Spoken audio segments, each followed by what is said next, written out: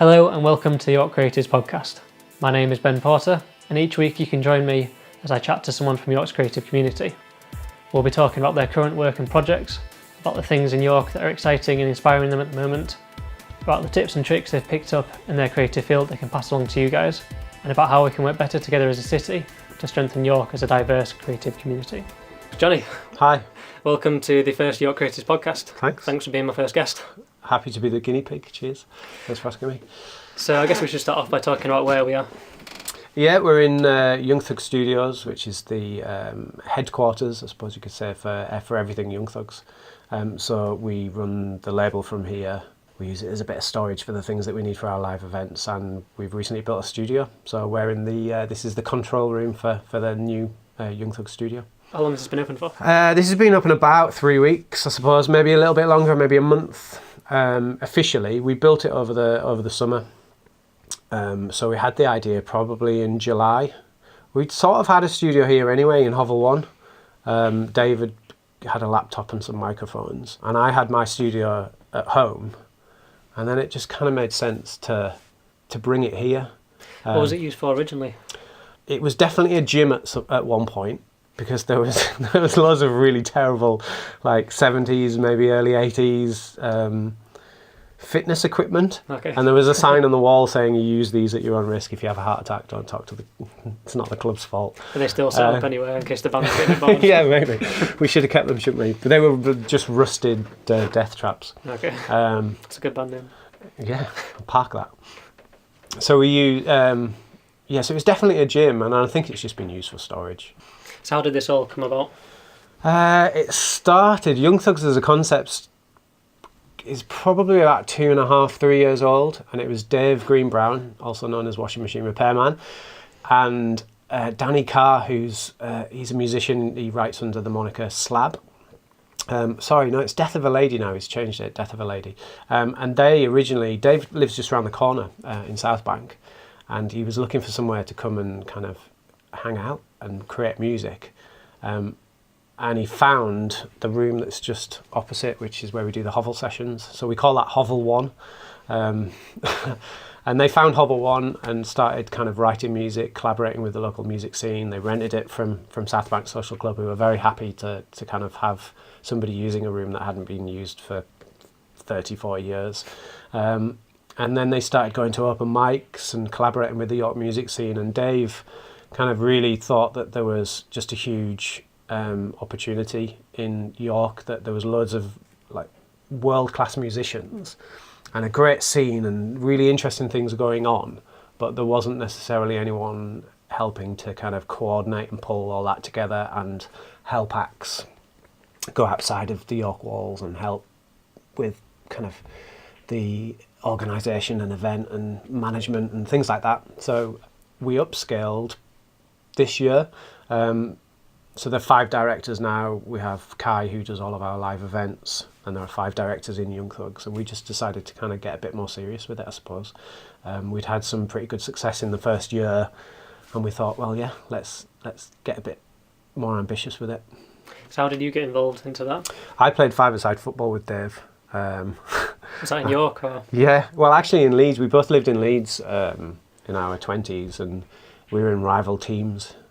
He was in the there's always that one dirty team in a football league, right. And they were like real scrappers. That was his team. Okay. Was that translated across into business? Or? Yeah, a little bit, maybe. Right. I knew Dave from there. Our children both go to the same school, and I bumped into him. We got talking about football, and he told me about this Young Thugs thing that he was doing. He knew that I was in the music industry, and I kind of just got more and more interested in it. And it went from there, and so I kind of came on board to help with the label management initially, which I still do. Steve Piper and I, who Steve from Coffee Films, we kind of look after the label management side of things, and he looks after film, and I look after the studio now. So what was your background then? You mentioned you're in the music industry. Yeah, I've been in bands for years. I've been pretty lucky, really. I've been in signed bands. I've released albums that have done relatively well. I was lucky enough to call it my job for quite a long time, which I think for a lot of musicians is kind of like it's like winning the lottery. If you can take your bedroom ambition and go and tour the world a little bit and make it your job. I was signed to Dirty Hit for 2 albums. We only released one in the end. I was kind of the internal manager of Fossil Collective, so it was really interesting kind of liaising with the label and seeing how they built the campaign together, and ultimately that's kind of the experience and the insight that I could give to Young Thugs when we first started. So in terms of learning, something which is quite useful is having a mentor. Like, are you a mentor yourself, or do you have any mentors that you look to for advice? Mentors that I go to, I guess, all my friends and other musicians that I'm constantly working with. I try and approach my production like from a collaborative standpoint anyway, and really listen to the musicians that I'm working with, and not sit in my chair sort of saying, oh well, this is the way that I do it and this is the sound that I'm going to give you. Like I really do like it to be as collaborative as possible. So I'd say that the bands that I work with are my mentors quite often. I have lots of friends in the music industry. I know the studio owners and people that are in education that I'm always asking questions to, even like now. And I feel like I'm constantly learning and evolving as a producer and an engineer and even as a musician. So I do think mentors are really, really important. I think you should always be open to advice or new ways of thinking generally in life, and I think you should definitely apply that to music and the capturing of audio.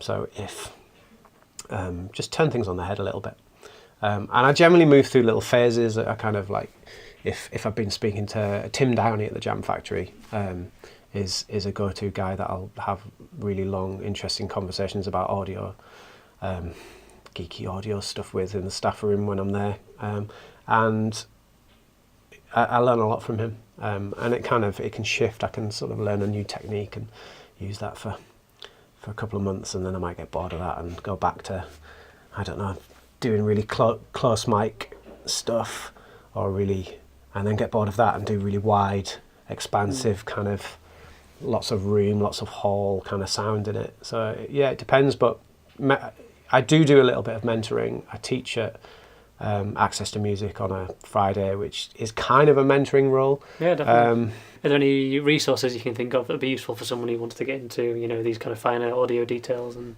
those kind of things? I still go on Gear Sluts quite a lot. That's quite a wealth of information on anything in terms of production or recording.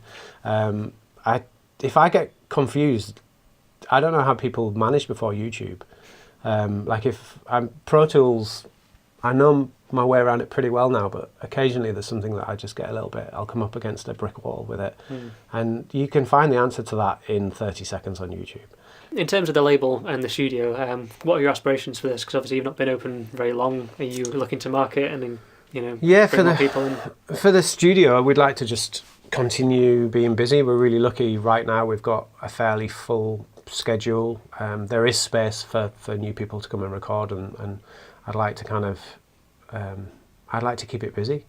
Like I'm in here 6 days a week now, and it's great. We're working with electronic artists, folk bands, rock bands, jazz bands. I've got all different genres of music coming in right now, and different personalities and different musical projects, and I'd like to keep that going really, and expand and try and invest in the equipment that we have here, and the toys. We have some nice toys, but instrument acquisition syndrome's a disease that needs feeding. So more toys would be nice. What about for the label? What are the label looking for in a band that they'd be looking to sign? Yeah, from a label perspective, we are pretty happy with the roster that we've got right now, but things can change and plans can evolve. But I guess we had a really good year in 2017, and we sort of, I think, established ourselves as an interesting label in York. I'd like to start thinking outside of York, and of course we already are. We've had like our bands that are on the roster have had national radio play and been on national tours and been in magazines and newspapers across the country. But I'd like to kind of Young Thugs as a thing. I'd like people, I don't know, like when a label starts to get a little bit of traction and people start talking about it in the neighbouring cities, and kind of, I guess I'd like that a little bit. I'd like to maybe start thinking about some external things. Yeah, it becomes like a recognised brand, doesn't it? Yeah. People associate, even if they've not heard the artist before, they go, oh, it's on that label. Yeah, exactly. Like Stiff Records or Stax or any of those labels that have done that in the past. I kind of like that, I suppose, just for it to be an interesting statement of music, and I think we're doing that. I'm really happy with the events. Kai's doing a great job with the live events in terms of coming up with really interesting, unique ideas. Basically, Kai likes to try and put on interesting events in places that you probably wouldn't go and see a gig at. So that's the whole kind of ethos of that. But I think this feels like our spiritual home, so we put them on here as well. And people love this building. Like, it's got a sense of character and a sense of history, and it's kind of cool. It's kind of like retro, horribly cool in some way. Seems to fit with what you're doing, and I think you've definitely kind of hit upon something that was missing in York. There seems to be lots of people very excited about what you're doing. Yeah, I think so. I hope so. It's nice to hear that. Yeah, I don't think there's anyone doing what Young Thugs are doing. So what's your take on the wider music scene in York then? I think we've got a brilliant music scene. I think it's full of astonishingly good musicians, people that are really passionate about the music scene here, and hopefully we're part of that. People like Joe Coates, who, while you were there when he won the Culture Award. The Crescent's a great venue. Like, that's a real vision, that, to take, not dissimilar to what we're trying to do, I suppose, with South Bank Social Club. They took an old working men's club and turned it into the best music venue in York now. They put on the most varied range of acts. It's a real kind of developing thing. What are some of the key issues that you think the York music scene is facing at the moment? Obviously, nothing's perfect. Things can always improve. What would be? What's your take on it? I'd really like to see a multi-venue festival at some point. Something to kind of really put York on the map in terms of new up-and-coming music. So a combination of things that you may know and things that you would never come onto your radar, but would hopefully stick with you. So Live at Leeds is going great. Sound City in Liverpool's Great Escape in Brighton. I'd like to see a York version of that. I think we could do it. I think it could be great. So have you got any planned releases coming up? From a label perspective, Bonnie Milnes, who's in Gwen, came to Young Thugs about 3 months ago with 3 really beautiful songs and said, can you help me kind of get these onto record? So we've been helping her do that, and that release is penned for probably around March time. Luna also hopefully going to have some new tracks out around that time as well. So yeah, there should be some releases, some events to coincide with those releases as well. So is there anybody in York who's really exciting you at the moment? Not necessarily music, it could be in any creative discipline. I'll say music first, because obviously it's on my radar. I really like Howl and the Hum right now. I think the tracks that they're releasing, it's a combination of lots of the music that I like, and I think they're just doing it really well. Outside of that, I'm really excited about the Arts Barge. I just love the concept of that. I think it's just, York is crying out for that. I think it'll become the heartbeat of the arts movement in York when it's here. The Young Thugs are already pretty closely aligned with the Arts Barge, and I'd like to kind of develop that further. I'd like to see what they're going to do with it and just ultimately go there, because I'm really excited about it. So if people want to get in touch with you, what's the best way to do that? Youngthugs.com is our main website address, and you can kind of feed to all the different bits from there. So if you want to listen to some of the acts that we work with, then you can do there. If you want to watch the Hovel Sessions, you can do that there. And if you want to talk to me about kind of studio stuff, you can also do that through youngthugs.com.